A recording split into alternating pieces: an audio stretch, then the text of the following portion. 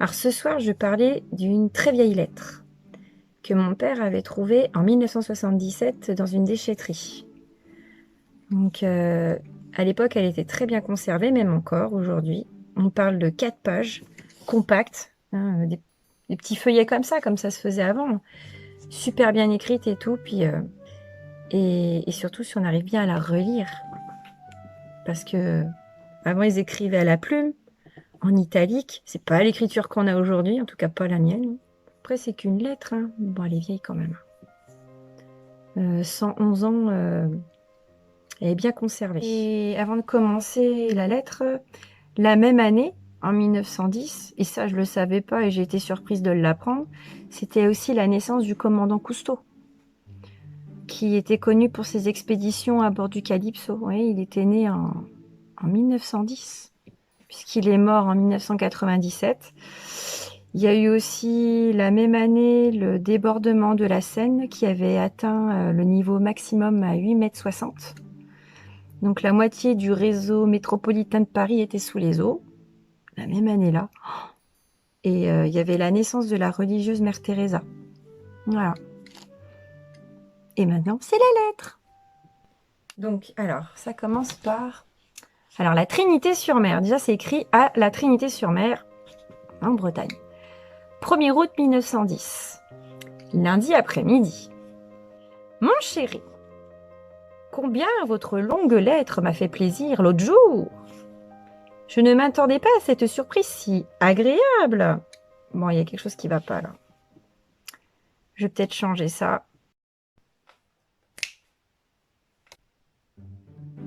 Et voilà. On est mieux comme ça. Mon chéri, combien votre longue lettre m'a fait plaisir l'autre jour. Et je mets des ponctuations. Je ne m'attendais pas à cette surprise si agréable. Surtout dans un moment si absorbant pour vous. Inutile de vous dire que mon esprit se reporte près de vous plus souvent que chaque jour et que je prie pour vous du fond du cœur. En ce moment, vous avez dû reprendre votre examen un moment.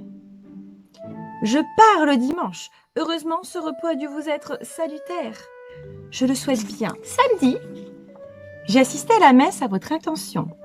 Nos pèlerins partis ce matin arriveront à Lourdes demain matin de sorte que Monsieur Gouvet dira la sienne pour vous en arrivant mardi.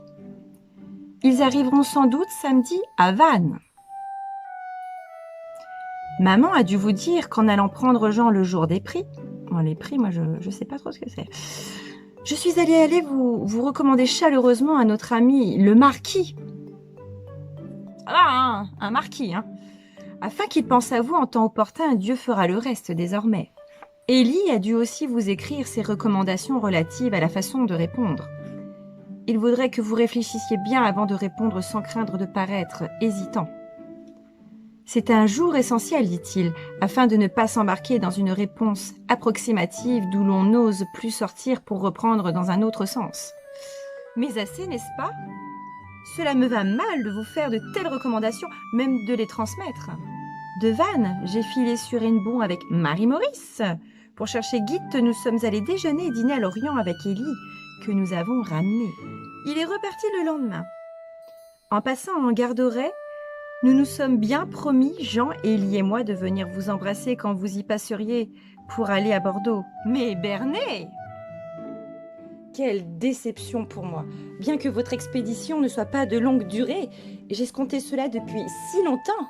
Enfin, dans quelques jours, nous nous verrons, content, je l'espère, et le désir de tout mon cœur. Merci de m'avoir averti que vous passiez par Rennes. En datant ma lettre, je me demande si je ne rêve pas. Le temps est si... Joue de saison, c'est quoi ça? Il pleut à torrents, du reste c'est intermittent. Mauvais temps tous les 2 jours. Il vente, tempête, la mer est grosse. Les pauvres baigneurs et les cultivateurs sont navrés et il y a bien sujet de lettres. Tante Jeanne, Marie et monsieur Lustin, le fiancé de Marie, sont venus passer 2 jours près de nous.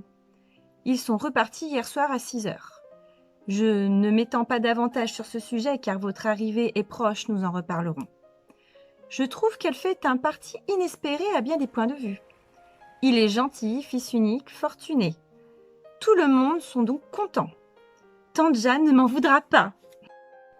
Je vous embrasse bien affectueusement comme je vous aime, mon cher Alban, et vous dis à bientôt, votre sœur affectionnée, Jeanne. Donc on peut se rendre compte que finalement cette personne est une jeune femme.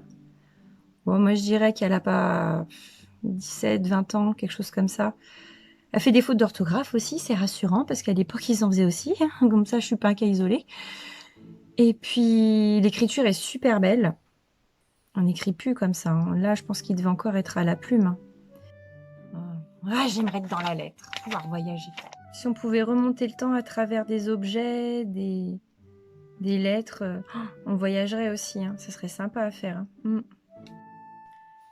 Et comme il y a trop de soleil et que nous sommes en soirée, j'ai décidé de sortir mon ombrelle et peut-être que ça attisera le soleil à rester, à revenir. Qui sait? Marie-Antoinette s'en va, voilà. Finish, finito.